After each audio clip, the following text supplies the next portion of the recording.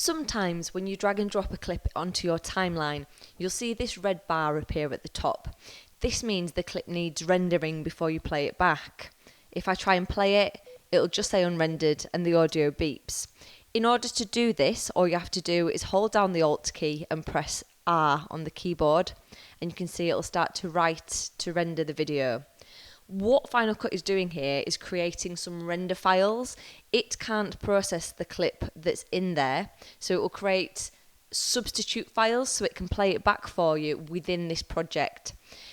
Depending on what colour the bar at the top is, depends how urgently it needs rendering. So if it's green, you can probably play it back and it'll be a little stuttery, but you can work with it.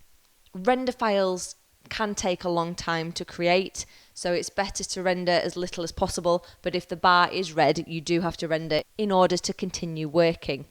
If I undo that so it goes back to red, you can also say I'll just select and copy and paste this again.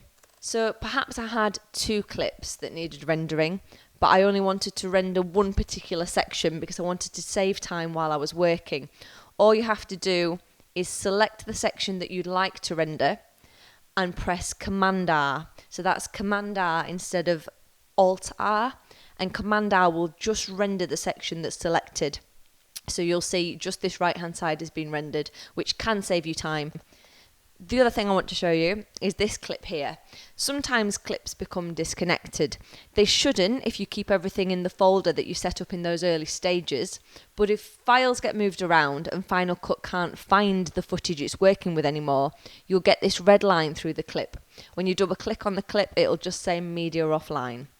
All you need to do to reconnect those files, providing they've not been deleted and that they are still on the computer somewhere, is right click or control click on the clip and select Reconnect Media.